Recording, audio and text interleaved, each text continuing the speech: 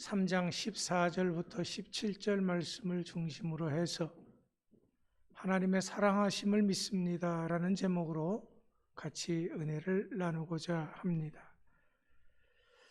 오늘이 기독교의 최대 명절인 부활절입니다. 이 부활절이 있기 때문에 기독교가 존재하는 것이고 또 우리들이 존재하는 것입니다. 십자가가 하나님의 사랑의 표현이라고 한다면 부활은 하나님 사랑의 완성이다라고 이렇게 말할 수 있습니다. 그렇기 때문에 부활이 없는 고난은 무의미해지는 것입니다. 바울이 말한 것처럼 부활이 없는 신앙인은 세상에서 가장 불쌍한 사람이 되는 것입니다. 하나님은 계속해서 우리들을 사랑하신다 말씀하셨습니다. 오늘 우리들이 읽은 본문 말씀 역시 하나님이 우리를 어떻게 사랑하시는지 설명을 하고 있는 말씀입니다. 특별히 본문 16절은 하나님의 사랑을 이야기할 때 빼놓을 수 없는 구절입니다. 그래서 이 말씀은 예수님을 안 믿는 사람들조차도 외우고 있는 말씀이기도 합니다. 또한 많은 사람들이 이 말씀을 인용을 합니다. 그런데 문제는 이렇게 많은 사람들이 이 말씀을 가지고 전도도 하고 외우고 있기 때문에 이 말씀을 다 잘 안다라고 생각을 한다는 것입니다. 하지만 대부분이 성경 본래의 의미를 모르면서 그것을 인용하고 외우고 있는 것이 사실입니다. 여러분들은 어떻습니까? 이 말씀은 보통 사람들이 이렇게 생각을 합니다. 하나님께서 타락한 우리들을 구원하기 위해서 그 아들을 이처럼 세상에 보내셨습니다. 이것은 우리가 상상도 할 수 없는 크고 놀라운 사랑이 아닐 수 없습니다. 그렇기 때문에 독생자로 오신 예수 그리스도를 믿으십시오. 그러면 영생은 여러분의 것이 되는 것입니다. 자, 정말 그런 의미입니까? 아닙니다. 만약 이렇게만 생각을 했다고 한다면 이것은 초등학교 1학년 수준의 이해에 불과합니다. 왜 그렇습니까? 이 말씀을 제대로 이해하려고 한다 그러면 다시 눈을 크게 뜨고 앞에 14절, 15절의 말씀을 보아야 하기 때문입니다. 모세가 광야에서 뱀을 든 것 같이 인자도 들려야 하리니 이는 그를 믿는 자마다 영생을 얻게 하려 하심이라. 14절에 뭐라 말씀하셨습니까? 모세가 광야에서 뱀을 든 것 같이 예수님도 들려야 한다고 했습니다. 그리고 난 뒤에 이 16절이 있는 것을 잊어서는 안 됩니다. 16절 다시 보십시다. 하나님이 세상을 이처럼 사랑하사 독생자를 주셨으니 이는 그를 믿는 자마다 멸망치 않고 영생을 얻게 하려 하심이라. 자, 이제 14절, 15절 말씀과 16절 말씀을 비교해서 봅니다. 뒷부분에 있는 이는 그를 믿는 자마다 영생을 얻게 하려 하심이라는 멸망치 않고를 빼놓고는 거의 같습니다. 그런데 14절 앞부분에서는 모세가 광야에서 뱀을 든 것 같이 인자도 들려야 하리니라는 말로 되어 있고 16절에서는 하나님의 세상을 이처럼 사랑하사 독생자를 주셨으니로 되어 있습니다. 잘 보세요. 그럼 여기에서 중요한 단어가 뭡니까? 16절에 이처럼이라고 하는 단어입니다. 이 말을 바로 이해하지 못했기 때문에 희한한 해석이 나왔던 것입니다. 그렇다면 이처럼이라고 하는 이 말은 어디와 연관을 가지고 있습니까? 이처럼이라고 하는 말은 앞에 14절 말씀과 연관이 되어 있는 말씀입니다. 하나님이 세상을 이처럼 사랑했다는 말은 모세가 광야에서 놋뱀을 장대에 매달아 든 것처럼 이처럼 예수님도 들리게 하려고 하나님이 세상에 독생자를 보내셨다는 그런 말씀입니다. 그러면 광야에서의 노뱀은 뭡니까? 민수기 21장에 나오는 사건입니다. 이스라엘 백성들이 모세와 하나님에게 불평하고 원망하다가 불뱀을 물리게 됩니다. 이로 인해서 매우 고통스럽게 죽어가는 이들을 위해서 모세가 기도했을 때 하나님께서는 모세에게 준비시킨 것이 바로 장대 위에 매달게 하는 한 노뱀이었습니다.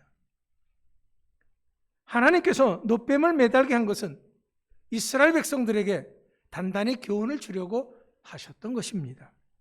그렇다면 이 노뱀을 나무 위에 매달게 한 것은 어떤 의미를 가지고 있는 것입니까? 바로 이 뱀이 죄의 원흉이라는 것입니다. 이 죄의 원흉이 저주와 심판을 받아야지만이 이스라엘이 살아남게 된다는 사실을 알리는 말씀입니다.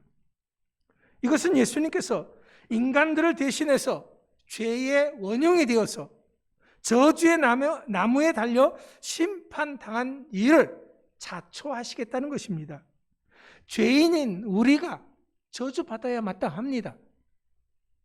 그런데 예수님이 우리를 대신해서 그렇게 하신다는 것입니다. 자, 여기에서 우리가 발견할 수 있는 게 있습니다. 바로 우리의 구원을 위한 하나님의 사랑하심입니다.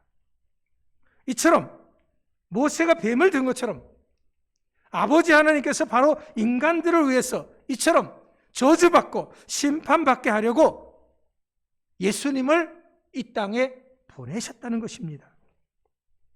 하지만 예수님이 이 저주받고 심판받는 분으로 준비된 것은 우리의 의지와는 아무런 상관이 없습니다. 오직 하나님께서 우리들을 사랑하시기 때문에 일방적으로 준비하신 것입니다. 감히 어느 인간이 그런 분을 우리에게 보내달라고 할 수 있겠습니까? 어떤 인간도 그런 분을 기다릴 자격조차도 없습니다. 인간은 누구도 이런 분은 생각하지도 못했습니다. 아니, 그런 분을 기다리기는커녕 그저 내 배나 채워줄 수 있는 분을 기다릴 뿐이었습니다. 그런데 하나님께서는 이런 인간들을 살리기 위해서 독생자 예수 그리스도를 저주의 자리에까지 내려가도록 보내셨다는 것입니다. 바로 이것이 우리를 향하신 하나님의 애절한 사랑하심입니다. 그럼에도 불구하고 하나님은 인간의 구원을 이루기 위해서 우리에게 그 무엇도 요구하지 않으셨습니다. 하나님께서 우리에게 그런 분을 보낼 테니 너희들은 십자가의 모형을 만들어 섬겨라, 이런 말씀하지 않았습니다.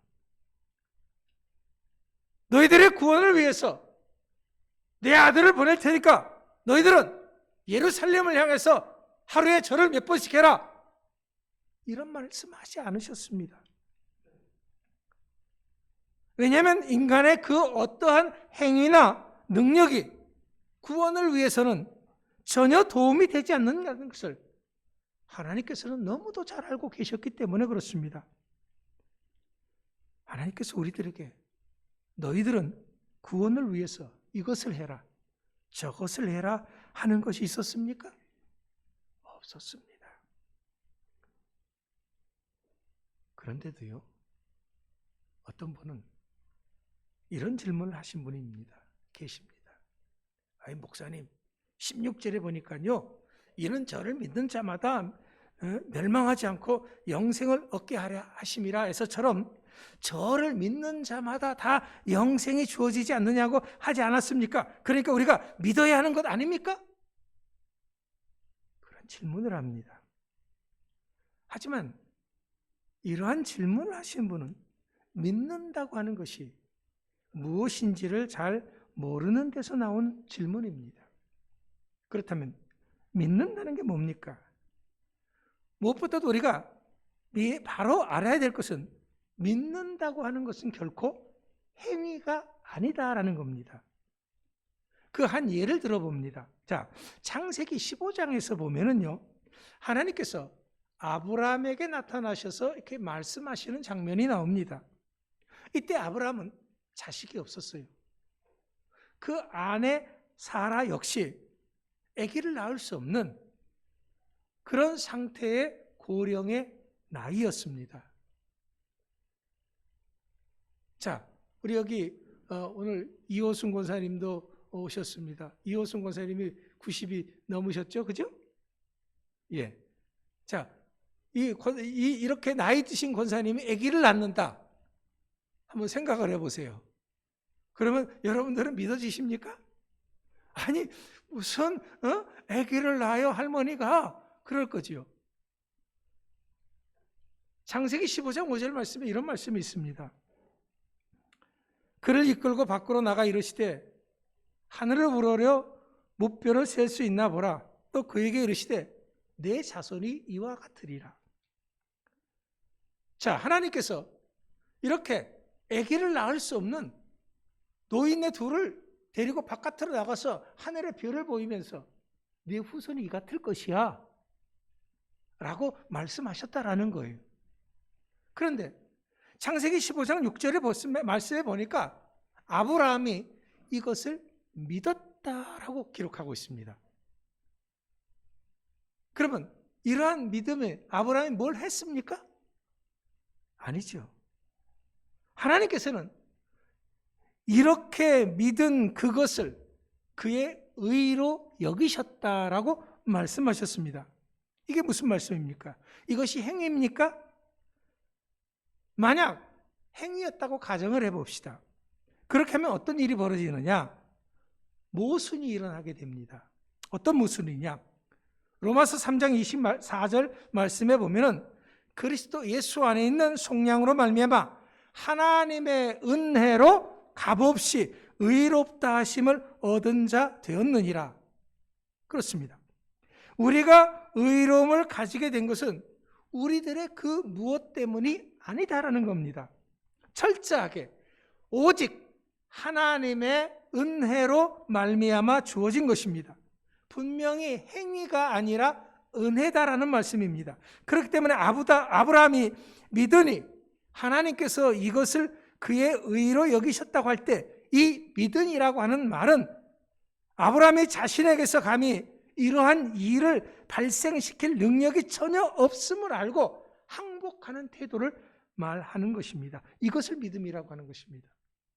그러니까 아브라함은 하나님 아니면은 나는 아무것도 할 수 없습니다 라는 그런 고백인 것입니다.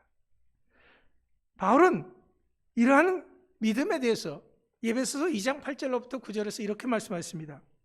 너희는 그 은혜에 의하여 믿음으로 말미암아 구원을 받았으니 이것은 너희에게서 난 것이 아니요 하나님의 선물이라.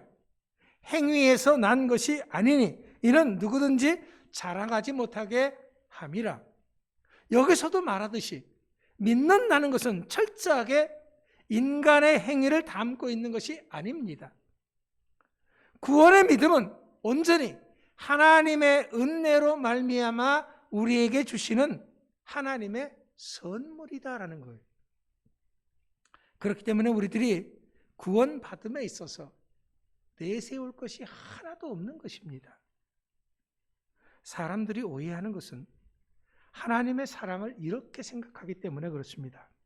자, 하나님께서 타락한 인간을 위해서 그 타락에서 벗어날 수 있는 길을 예수님으로 제공하셨고 이것에 대해서 인간이 선택함으로 구원이 주어지는 것으로 생각한다는 것입니다. 그러니까 믿는 자는 멸망하지 않고 영생을 얻는다라고 하는 이 말씀을 너희들 뭐하니? 믿으라니까? 선택하기만 하면 영생인데 그것도 못해 이 바보야? 이렇게 해석을 하는 겁니다. 하지만 결코 아닙니다. 만약 하나님의 사랑이 이런 것이라고 한다면 구원은 그렇다면 누구의 손에 달린 것이 됩니까? 인간의 손에 달려있는 것이 됩니다. 그리고 이것을 하나님의 사랑이라고 한다면 그 사랑이 얼마나 불안한 사랑입니까? 그러나 하나님의 사랑은 결코 그렇지 않습니다. 하나님의 사랑은 인간들에게 좀 믿어달라니까 하는 구걸식의 사랑이 결코 아닙니다. 하나님은 우리 인간의 구원을 위해서 어떠한 행위나 어떠한 조건을 제시하지 않으셨습니다. 아니, 그 어떠한 것도 구원에는 통하지 않기 때문에 바라지도 않습니다.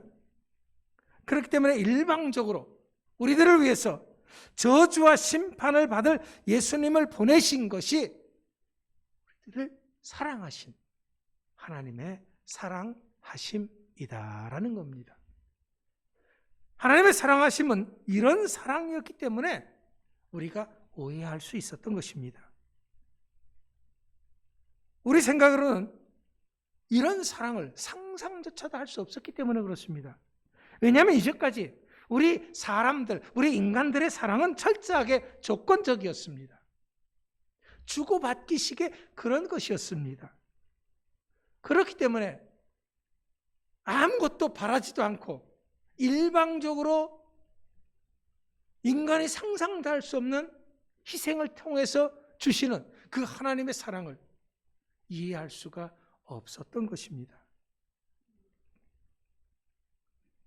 그렇기 때문에 하나님의 사랑하심에 대해서 우리가 이제는 스스로 그 어떤 기준을 세워서도 안 됩니다. 처음부터 우리는 하나님을 사랑할 수도 없었습니다. 하나님의 사랑을 기대할 수도 없었던 자들이기 때문에 그렇습니다. 그럼에도 불구하고 하나님께서는 로마서 5장 8절에서 우리들에게 이런 말씀을 주셨습니다. 우리가 아직 죄인 되었을 때 그리스도께서 우리를 위하여 죽으심으로 하나님께서 우리에 대한 자기의 사랑을 확증하셨느니라. 하나님께서는 우리들을 위해서 이렇게까지 놀라운 일을 행하셨던 것입니다. 우리가 죄를 지어서 그저 그 죄 속에서 지지고 볶고 난리치고 있는데 하나님께서는 이런 우리들을 구원하시기 위해서 독생자 예수 그리스도를 보내서 십자가에 죽게 하시고 부활하게 하셨다라는 그런 말씀입니다.